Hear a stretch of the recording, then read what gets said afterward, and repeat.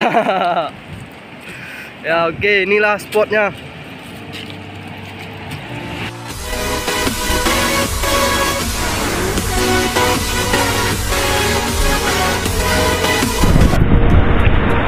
Ngomong.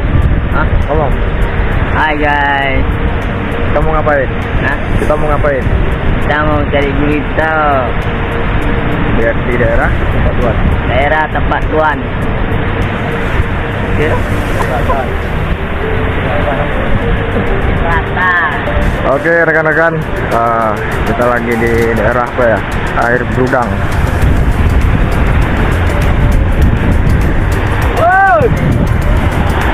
Kita lanjut ke dalam air. Let's go.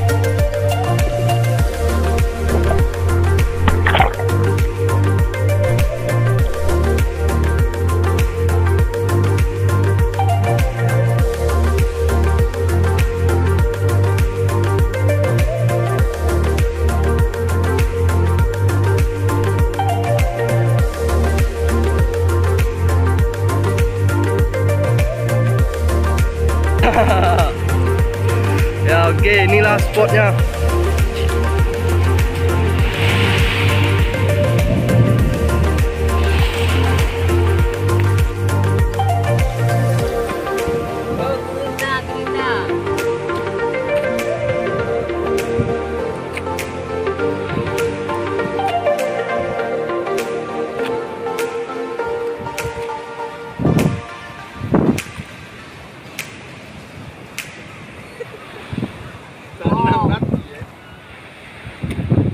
Gadang-gadang bana aja. Alhamdulillah.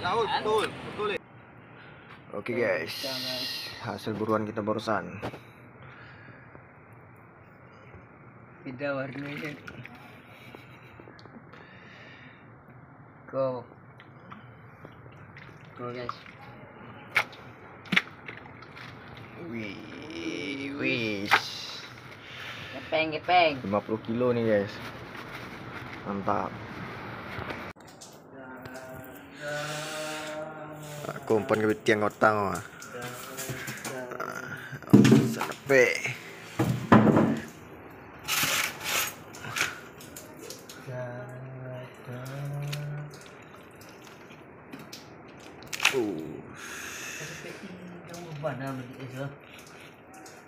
Hah? Wow.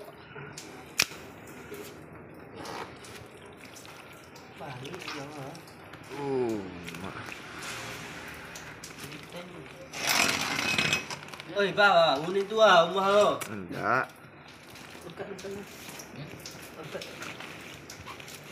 Oh, ma. Boleh. Lagi. ambil ni. Bis.